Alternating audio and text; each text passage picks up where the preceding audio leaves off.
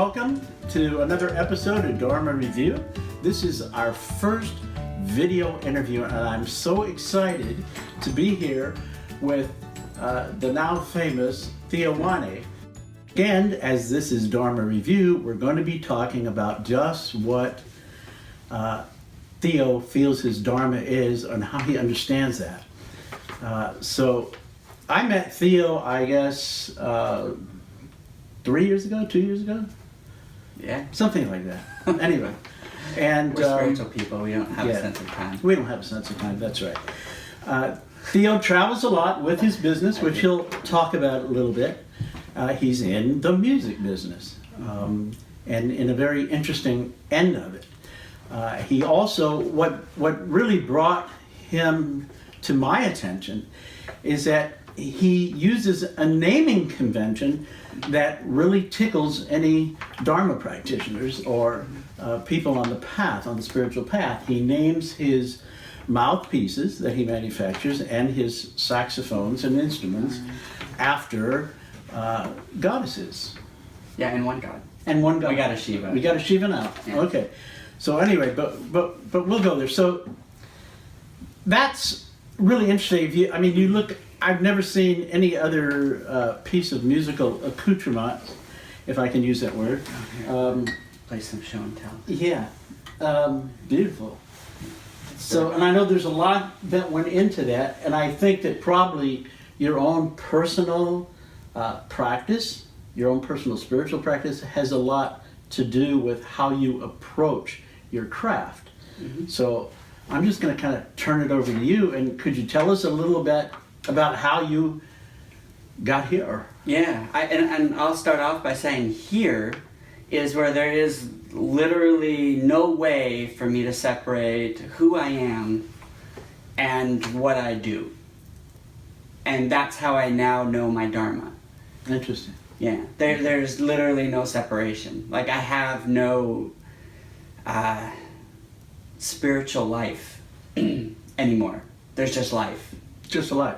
Yeah, but it took me my whole life to get there because I used to have a very spiritual life. I used to be very identified with even being a spiritual person.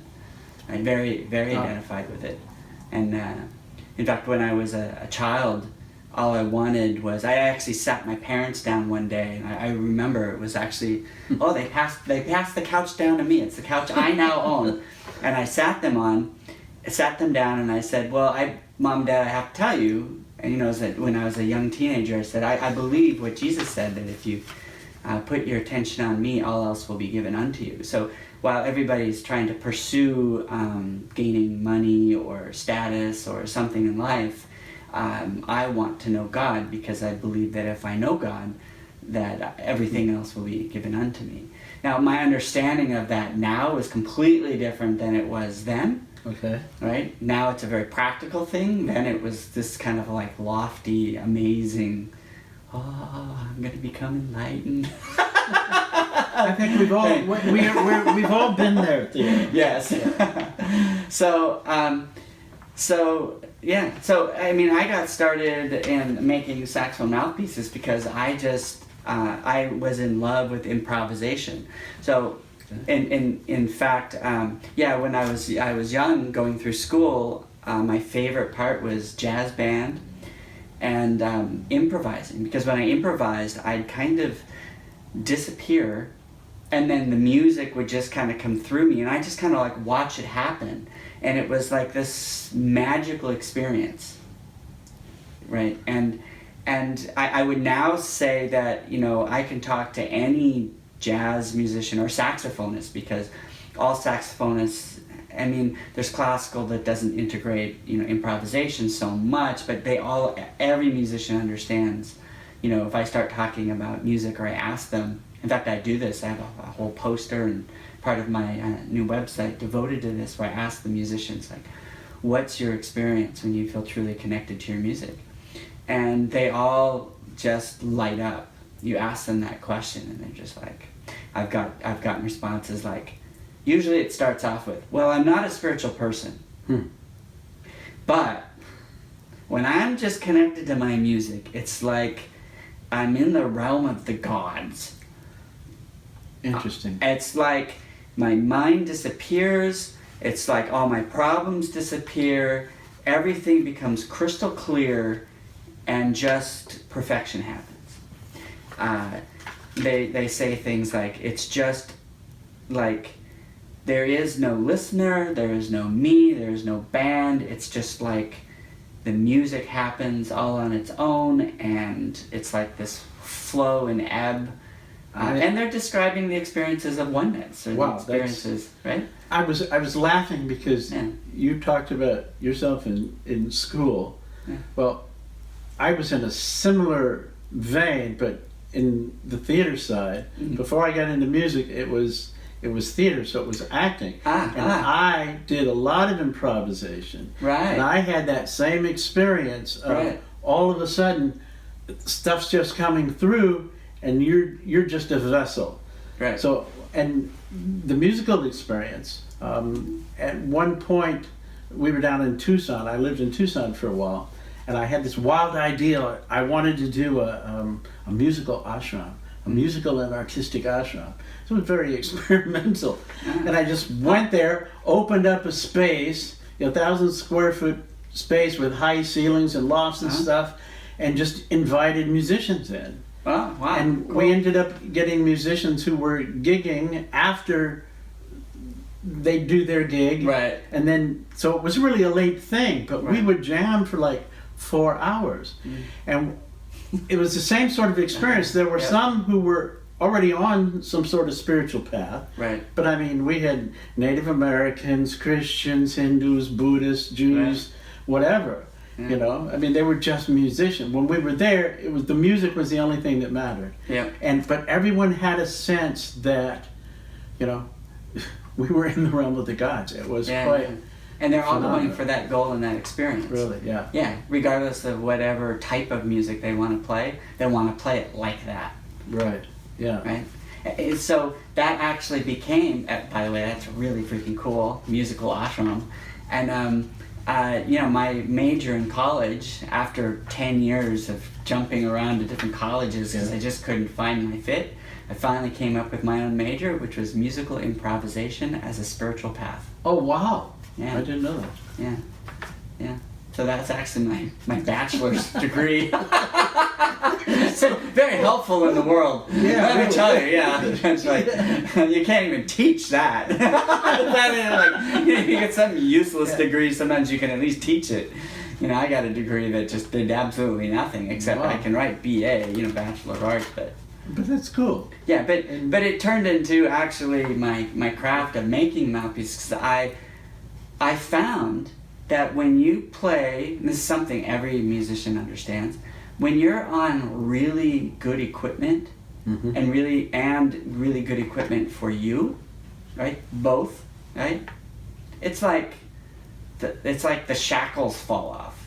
It's like the self-expression becomes like. I like to share I get these comments from customers all the time, and they exemplify that. I had one guy write me and he said, I got your mouthpiece and I went upstairs and my wife didn't see me, right? So I started playing, right? And then all of a sudden I hear yelling from downstairs, "What'd you do? What'd you do?"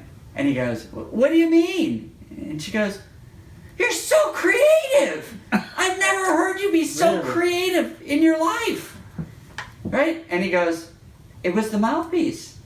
I mean, the mouthpiece didn't make me creative. Right. The mouthpiece allowed me to be creative, right?" Right. And so now, after a whole life of actually struggling, I mean, literally struggling, what should I be doing? What's my life path? What's my, right? Now I know it unequivocally. My reason for being alive, my service to the world, is in designing and bringing into reality musical equipment that allows the musician to be as free as possible while they play.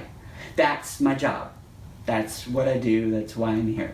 It's not what I wanted to do. It's not why I wanted to be here. It's not what, but it's kind of like no choice. That's me, and that's what I'm really good at. And I came to find out shockingly, that I'm like really good at that. But I thought everybody would be good. It was so easy for me, like the product design process, that Really? yeah, it was so natural to me. I thought everybody could do it, and then I started training people how to reface mouthpieces and about sound and stuff, and it was like, Huh. yeah, Interesting. very few people could even do it, let alone master it. So it's been quite eye-opening to me. Like, you know how they always say it's like right under your nose, you know, it's always Yeah. closer than you Right. think. Like we're always like looking, it's like, you know, I had all these lofty aspirations of what I should do as a, you know, as a free being, or what my service to the world should look like, and literally my life, I've come to realize that now all spirituality is it's like it's literally going through withdrawal. The spiritual process is just a literal withdrawal from false concepts.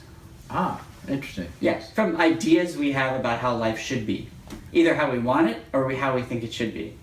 And then in the end, once you go through withdrawal of that, you know, to my wife, you should be this way! Okay, don't project, that's my trigger, let it go.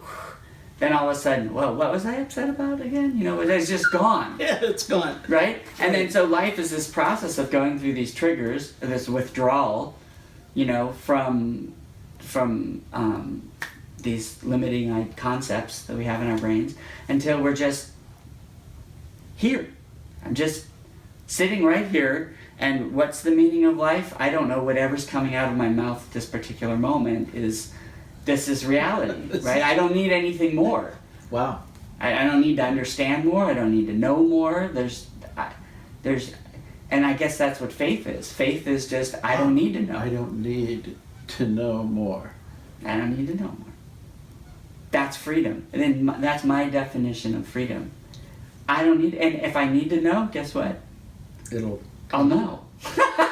In this moment, right? And then the next moment, I'll go back to default mode. Default mode is, I don't fucking have a clue. I mean, I don't know. What's going on? Why am I here? What's this? I don't need to know. I don't know. And you just kind of, it's like where they say with the watchers, and I just then watch and see, I wonder what's going to happen next. You know? And then we watch the play happen. You know? And it's just our ideas of what the play should look like, right? That get in the way. Okay, well, I have two questions Yeah. for you. Oh, okay. Okay. Yes. One is, how did you get here? I mean, to this view. The second one is, wasn't there a time when you were running around going, I need this experience, or I need this empowerment, or I need Most to of my meditate life. for 6 hours? Okay. I did. You did that. I think, yeah. Yeah. So from a young age, I mean, I was, you know, I was extreme.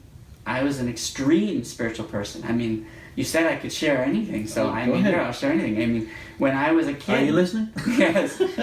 When I was a kid and I first was hitting puberty, Okay. I was ashamed by my feelings of lust that I had for women, and I would see some women and I'd go, I'm looking at that pretty one more than that other person.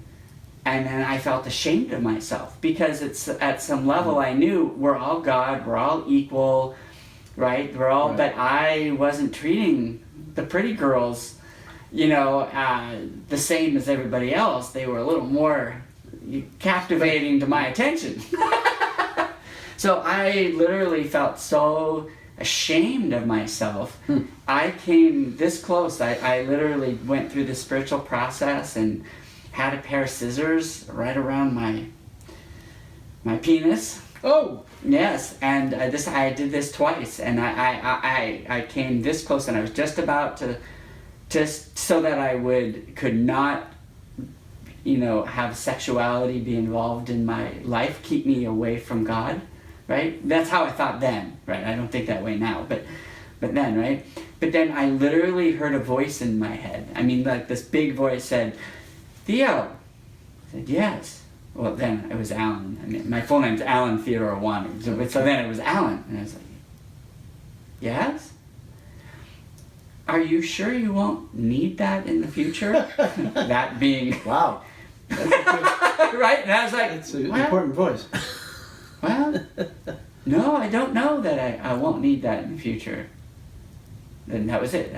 That was all the voice said, and then it was just gone. So well, maybe I shouldn't do this. It was a good thing. I might have bled to death or something. I would think so. But I was so obsessed. I did that twice, actually. I went through that same process, or the same voice. Happened twice. So that's how seriously I took my quest to find God, right? And then through my life and through spirituality, I then thought spirituality was gaining spiritual gifts or having spiritual understandings, knowing things. So then I had a very intelligent spiritual mind, and I could quote all kinds of spiritual stuff, and I could talk the talk. So then when I was young, I was quite arrogant about that, like knowing what I knew, right? Knowing stuff, right? And so my life became pretty much almost like life bashing me, like literally trying to humble me. Like I lived, and I had my spiritual teacher. So ever since I was young, I always had spiritual teachers. And when I was 13, I started meditating, and because I had migraine headaches, so I started meditating at 13. And I was, Well, now, who led you into that first experience of meditation? Was it a therapist or was it a guru? because my parents, because they out of pure exasperation, because they're like, nothing was working. Okay. Drugs doctors were giving me, that nothing worked for my migraines, so they took me to biofeedback, and then basically the biofeedback techniques that, I could lower my body temperature, I could raise my body temperature, I could go into, I could control all these autonomic parts of my body. I haven't tried now, I probably couldn't do it, but at 13 you don't know you can't do it, so so I just started meditating from a very young age, from 13. And then by the time I was 15, I knew there was something more to life than what my parents and everybody was telling me. And I was bar mitzvahed, but I'd just get in arguments with the rabbi. with the rabbi. So, more stories. But Who else has been there? Yes, yeah. So then I just went to India. I actually was an exchange student in India for a year. A high school exchange student. Yeah, so a junior in high school, I was in India for a year. And then that introduced me to meditation and Hinduism and Jainism, and that started, and then I became very interested in the Eastern religions at that point. And then I ended up graduating and got my degree in musical improvisation as a spiritual path from Naropa, which is the Tibetan Buddhist college. Yes. Yeah. Accredited, but still Tibetan Buddhist. Yeah. So then so because I meditated my whole life, I became very addicted to bliss. Ah, yes. Yeah. Who hasn't been addicted to bliss? Yeah. So people would just go, I was like, why do you worry about that? Just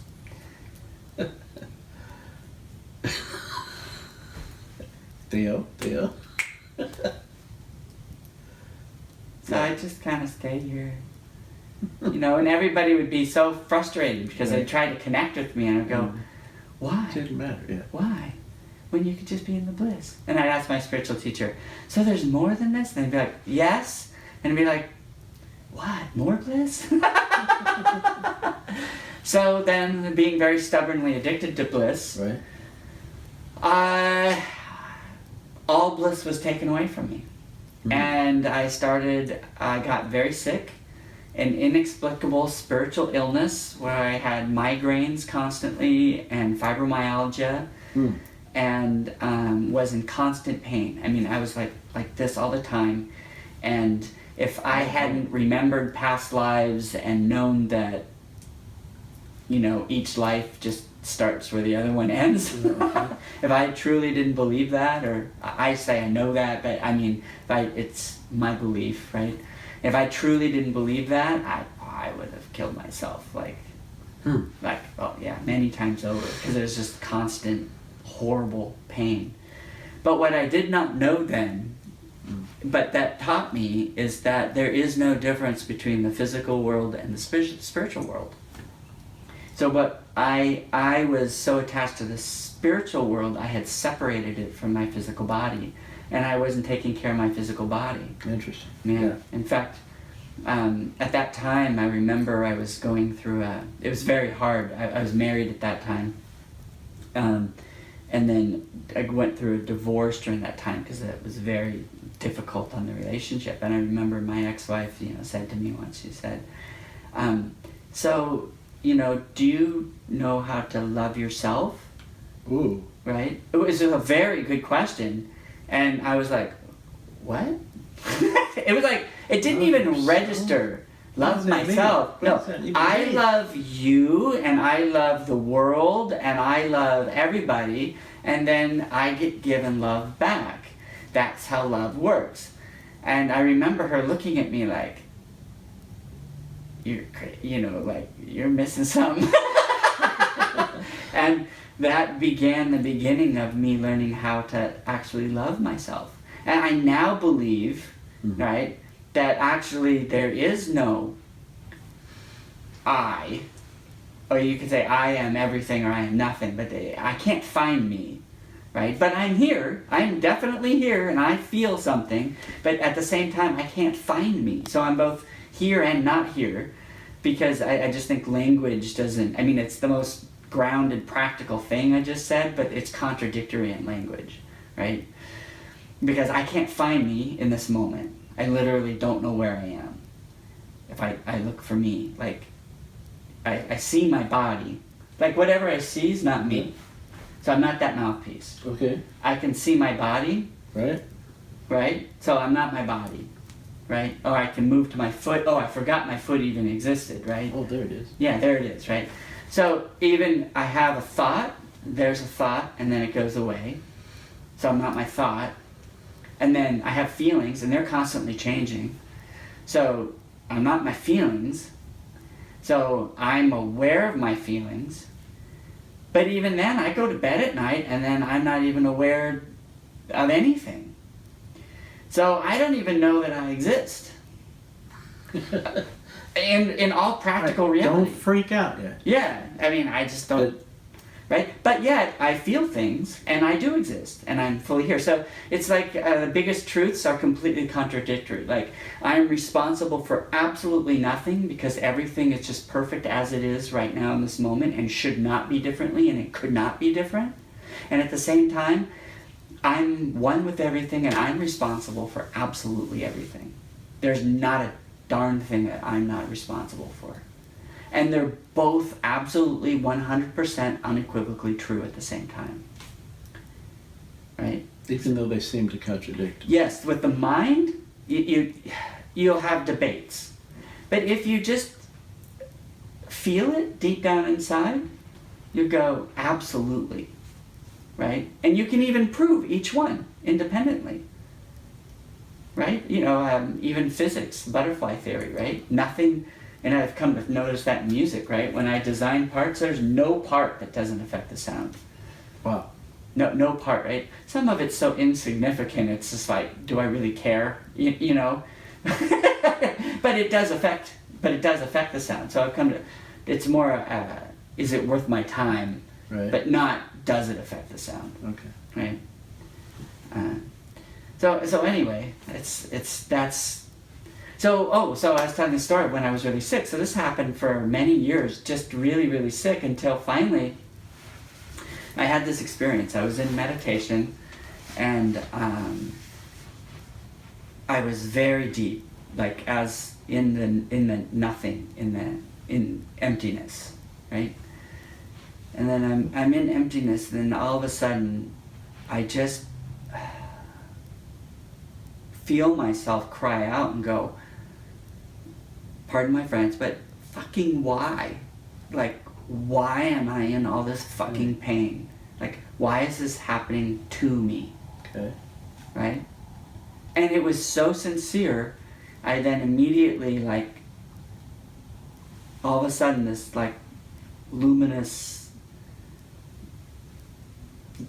ball or something was there, and it was God, right? And I don't claim to understand God or know what God is, but in that moment, I knew it was God, and and I was having a conversation with God, right? Okay. The one who knows everything, okay? And he looked at me, and then, I mean, all of a sudden I went back to this memory before being born in this body, Ooh, right? cool. And I'm kind of this light, and God's this light, and so I'm standing there before God, and God goes, so do you know the importance of this next lifetime? And I said, yes. This next lifetime is a time when all of us on the planet Earth can grow exponentially faster than we could in the last, I can't remember the exact number, but it was something, 10,000 years or something, a very long time, a very long number of lifetimes, right? So this is a very specific lifetime where I have the opportunity, everyone has the opportunity to grow at a rapid, super pace, yeah. Soul growth, right? And God said, that's right. And he said, so, how much do you want to learn? Wow. Yeah. And I looked at him square in the eyes, no doubt in my mind, and I said, everything. And God looked at me and said, are you sure? Are you sure? As you know, you got a tall order going on there. And I said, yes. And then immediately, I'm like back in my body, and I'm like sitting there, and I just started crying. And I just started crying because I could no longer have this self-pity, right? Because I knew I was just being stubborn, really, right? I was facing this huge trial of accepting my body, actually accepting myself being fully here, in my body, participating in this world, no longer being a spiritual person who didn't really want to be here.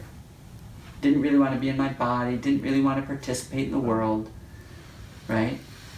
That was what was happening for me. And I realized that's why I was sick. It's because I needed to actually participate. And it wasn't like the spiritual teacher I'd been studying with hadn't been telling me that, like, constantly. But I was just always like, What do they know? yes, I'll participate more.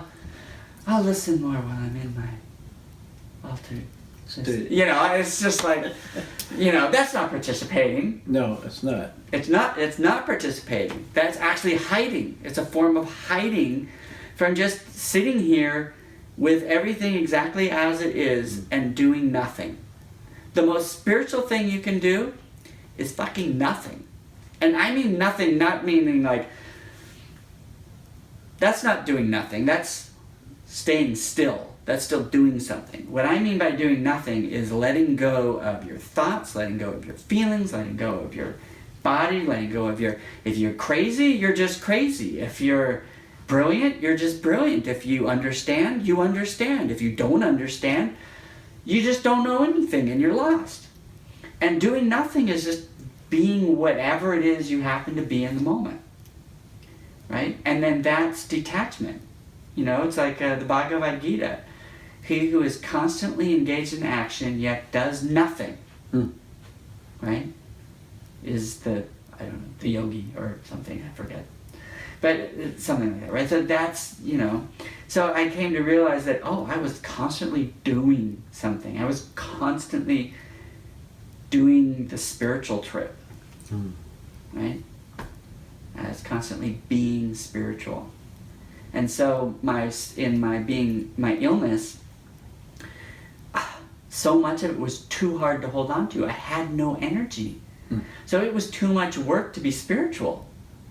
I mean, literally. I mean, just practically, it took too much effort to be a spiritual person.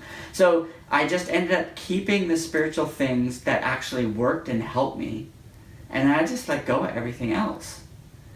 And that meant a lot of identity with being a spiritual person, right? And knowing things. And it was much easier to know nothing. To know nothing is just like, to be purely innocent, just be here in this moment, just like, you know, like a baby. Yeah. This is like, that's my goal. And that's. But how do you do that and do this? Yeah, how you do that is you know, it's very interesting because I ask myself that at each level, right? So when I was a mouthpiece designer, it was like, how the hell can I design these products and not stress out? How do I know what to make? And then eventually what I did is I learned intention. Okay. Right? Intention. I want, like, you have to know what you want. And that was like one of the hardest things I had to learn. Like, part of loving myself was knowing what I wanted. I didn't even know what the hell I wanted. I mean, literally, it was like super hard for me to figure out, what do I even want? I didn't even know what I want. I thought being spiritual was just like the weird definition of do nothing, which is like, I'll just do nothing and let everything come to me. And, you know, no, that's not doing nothing, actually. Doing nothing is participating in life. It means having goals, having a plan, having a calendar, hiring employees, knowing how to run QuickBooks, knowing how... That's more doing nothing than actually sitting there at home meditating all day. Because that's actually meditating is avoiding. Doing nothing is you have to be involved in life as it actually is. And I'm running a company. I'm the president of a company. So what is the president of a company is doing nothing? It means sometimes I work really freaking long hours and I work really, really hard. And I design the product and I'm responsible for absolutely everything in the company. And I have to figure out how to do that without being stressed out. Without being stressed out. Yeah. And I remember having the thought, like a couple years ago, I remember saying that it's not possible. I mean, I literally thought it's not possible. I don't possibly see how you can take on that kind of responsibility and not be constantly stressed out. Now, yes, I know mostly how to do it. It's like you can even ask my wonderful wife. I'm married again now, and you can ask my wife, like, am I more or less stressed out than when you first met me? Oh, she's over there. Am I less stressed out now or more stressed out? Less. He's less stressed out than when you first met him. Very stressed, like. Yeah. Wow. And I have more responsibility. Yeah, I've seen that through your company's growth. Yes. Yes. So my company's growing, and I'm now responsible for everything. Even back then, I wasn't responsible for everything. And it just comes through participating, doing what's needed. I mean, Okay, let me ask you this, because now you're talking about practical aspects. Yes. And applying everything you've learned and practiced and thrown away. Yeah. And you're living this life with all of these responsibilities and other people depending on you and everything, That's which right. is, as anyone who's done it knows, is a phenomenal amount of pressure, because you feel if you screw up, you're messing up all these other people. But right? you do. So, I mean, you literally do. It's not just you feel it because it's the truth. It's the truth. Yes. It's absolutely the truth. It is absolutely So, the truth. I mean, have you ever, like, let's say you brought a product to market, you go to NAMM or one of the shows overseas or whatever, and it flops. It doesn't work. Something's wrong. It just doesn't work. How do you deal with that feeling of failure? And this is me now. Okay. Not me before, right? Me now. I look at that and go, cool. Why? What am I missing? Okay. It's an opportunity. I'll give 2 examples. Remind me of the second one because I'll forget. Okay. The second one is some product that I just had to rework. Okay. But the first one is when I first started making my mouthpieces, I loved the tenor saxophone. It's the bigger one, right? And I love the tenor saxophone sound and the expression it had in that big, fat, warm, foofy, the ballads and the expression and that. I would listen to someone solo and you follow it like a story. Yes. Literally like listening to improvisations, like listening to somebody tell a story, right? And I would just follow that, and so that's how I actually got my fake ID when I was like 19, specifically just going to jazz clubs to see some of the legends, and I'm glad I did because many of them started dying,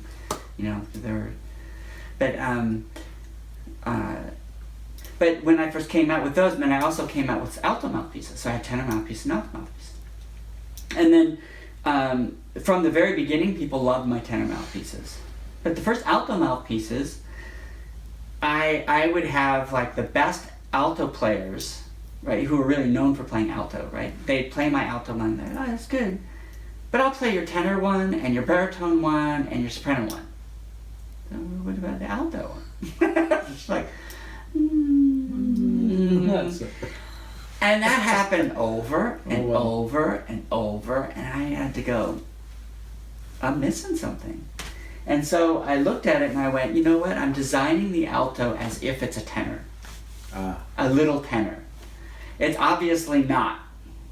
Reality, feedback is telling me it's not. So I went, okay, humbling moment. I'm not very good designer at alto mouthpieces. So I had to go, and it's literally my goal. It's not acceptable for me not to be the best product in history. Wow. Okay, that's my goal. That's my. Right. If I feel I'm failing that point, it's a problem. I mean, there's no such thing as a problem, but it's a problem that I need to solve. Okay. Right. So I'm like, my alto mouthpieces are not the best in the world. They're not the best in history. So, fortunately, I had some amazing, endorsers, like the best in the world. And they all lent me their favorite mouthpieces. Like ones that they're oddball things too. They weren't like even common ones on the market. You couldn't like get them. They were like flukes. And I played them and I went, wow. Damn, that is better than my mouthpiece. I'm just like, well, shit. Why? And then became about a 2-year odyssey of just working. Why? Not just copying. Yeah. But I wanted to make it better. And now, in all but one instance, literally, all but one, out of all the alto players, famous alto players, and I'm really close even to that last one now, they all now play my alto mouthpieces. Oh, fantastic. They like them even better than their previous favorites, which were oddballs and you couldn't even buy them. Yeah. Right? So, failure's not a bad thing. It shows you where to focus next. It shows me where to focus next. Right. Right? So I have another endorser just recently who, like, my soprano mouthpieces have just been wildly, fantastically received. People just have loved them. Because I wanted to make a soprano mouthpiece that wasn't whiny sounding and like with that big fat, full, right? And I got this one endorser driving me crazy. He's playing on all my mouthpieces except soprano. Right? So finally I'm like, well, you know what? Let me get humble here and send me your favorite mouthpiece. Let me see if I can make you something of mine that actually, modify something that you'll like or something. And so he sent me his mouthpiece, and after studying it, I see why he likes it better than my other ones. Now, in this particular case, I don't think it's a lack of my current mouthpieces. It's a different thing. It's like a different style, right? Okay. So it's, like, there's like a different style of music or a different style of a type of sound, right? But I don't currently offer that. So for someone who wanted that, which I actually think is probably a lot of people, right? I'm missing a whole thing in my product line.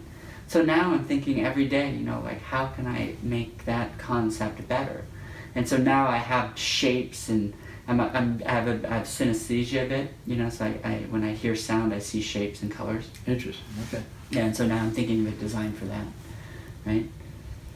And then So what was the second thing you told me to remind? yeah, and then the second thing is like my spiritual path. So what am I learning? How do I learn, right? Right. So I said there's no difference between my spiritual life and my work life, right? Well, Okay. here's an example, right? So when I